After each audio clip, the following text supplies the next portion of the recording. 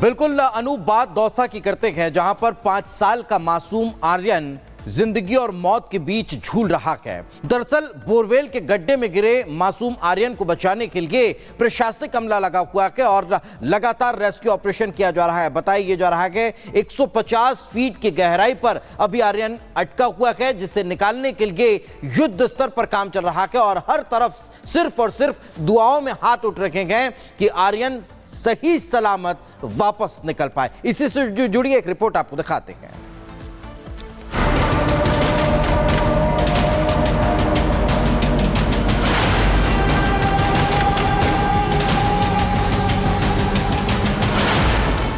बड़े बड़े अधिकारी ग्राउंड जीरो पर मौजूद हैं। सोमवार से जिंदगी की जंग लड़ रहा है आर्यन। राजस्थान के दौसा में सबसे बड़ा रेस्क्यू ऑपरेशन चल रहा है।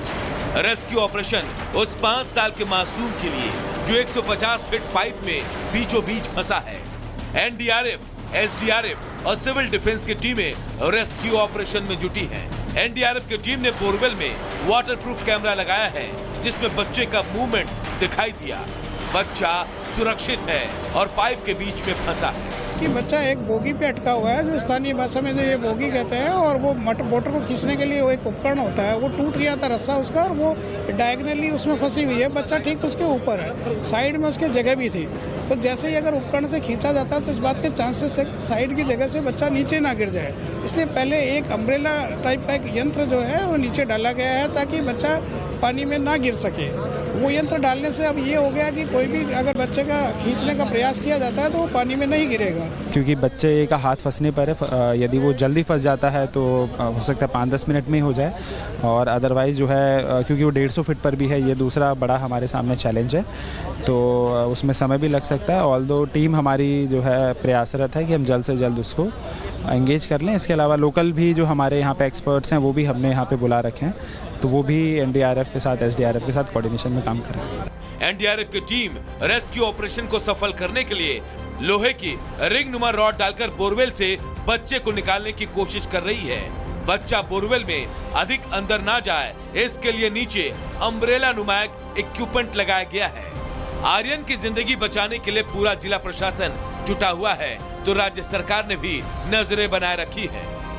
जब से बोरवेल में गया तभी से मैं बात कर रहा था बराबर। अभी कुछ कहने की स्थिति में नहीं है अधिकारी। 5-6 घंटे तक पहले तो ऐसा था कि वो जिंदा है, लेकिन अभी कुछ नहीं कहा जा सकता। ऐसा अपने एसडीआरएफ एनडीआरएफ के लोग लगे हुए हैं और हम कामना करते हैं कि वो जिंदा निकले। और ये जो मशीन दूसरी आई है, एक तो आ गई, एक और आ रही है, ये 2-3 घंटे में ये सारा काम कर देंगे, लंबा समय नहीं लगेगा। अधिकारियों ने बताया कि जिस बोरवेल में बच्चा फंसा हुआ है उसमें पाइप के जरिए ऑक्सीजन की आपूर्ति की जा रही है। आर्यन को बचाने की चुनौती आसान नहीं है, तभी तो मौके पर रेस्क्यू के दौरान वाहनों की कतार लगी है, तो लोगों की भारी भीड़ भी है। दुआएं हो रही हैं, तो रेस्क्यू का काम भी। बच्चे को बचाना प्रशासन के लिए सबसे बड़ा टास्क है, जिसे पूरा हर हाल में करना है।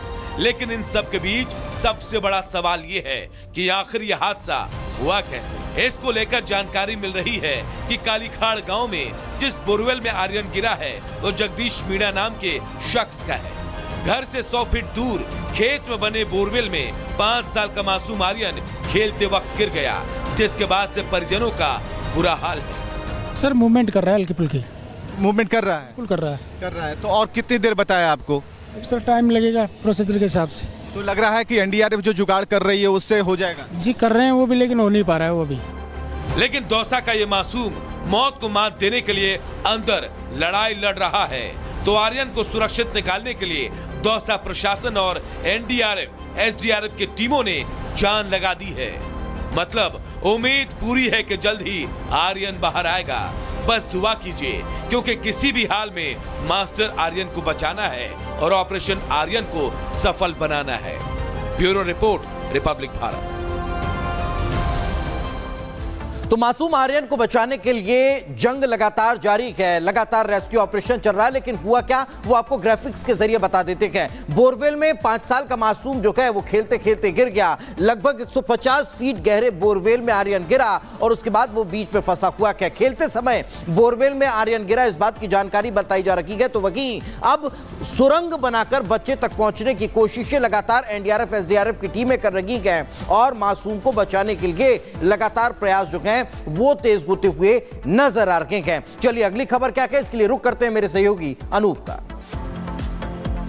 इधर महाराष्ट्र के ठाणे में स्थित दुर्गाड़ी किले को लेकर 48 साल से एक विवाद चल रहा था, जिस पर कल्याण सेशन कोर्ट ने अब अपना फैसला सुना दिया है। सेशन कोर्ट ने इसे मंदिर घोषित किया, क्या कुछ कहा और इस किले का क्या इतिहास है, ये इस रिपोर्ट के जरिए आपको बताते हैं।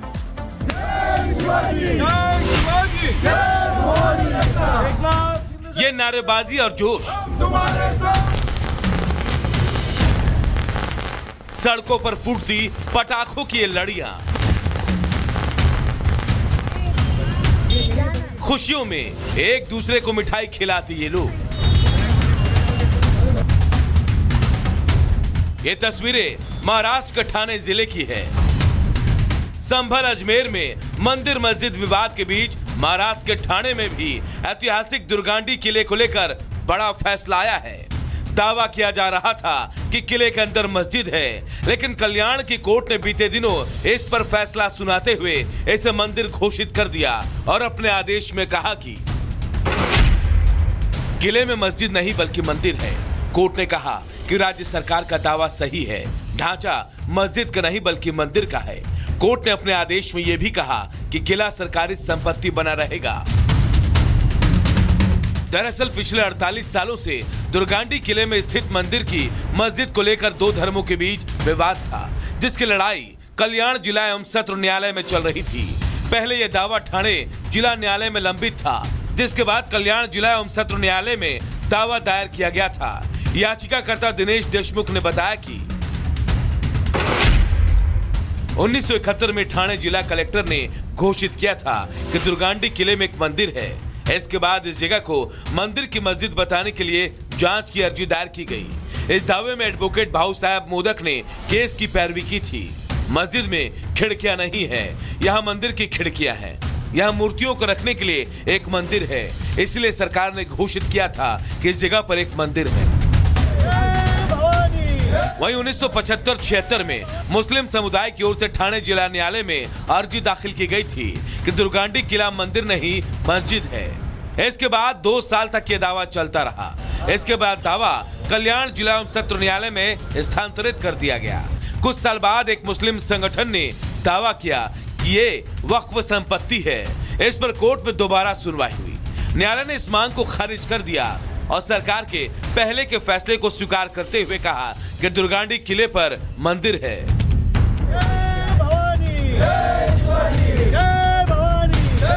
एक लंबी लड़ाई के बाद आए फैसले की खुशी हिंदू समुदाय के लोगों में है। इस फैसले के गूंज ठाणे ही नहीं पूरे महाराष्ट्र में सुनाई पड़ रही है। बीजेपी और हिंदू संगठन के लोगों ने फैसले का स्वागत किया।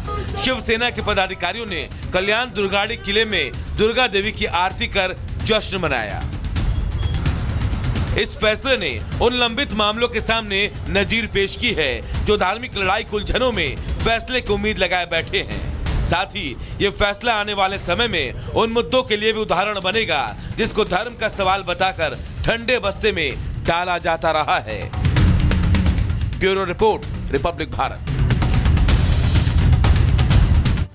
बात बांग्लादेश की करते हैं। बांग्लादेश में शेख हसीना की सरकार गिरने के बाद से लगातार हिंदुओं पर अत्याचार हो रहा है। हिंदुओं को टारगेट किया जा रहा है, हिंदू मंदिरों को नुकसान पहुंचाया जा रहा है, उनको तोड़ा जा रहा है, उनके साथ तोड़फोड़ की जा रही है। लेकिन अब यह सवाल खड़ा हो रहा है कि इस पूरे हमले और अत्याचार के बाद भारत में हिंदू जाग उठा है और विरोध प्रदर्शन पर उतारू है। लगातार बड़ी मांग कर रहा है कि इस तरह के अत्याचार को बर्दाश्त नहीं किया जाएगा। इसी से जुड़ी एक रिपोर्ट आपको दिखाते हैं।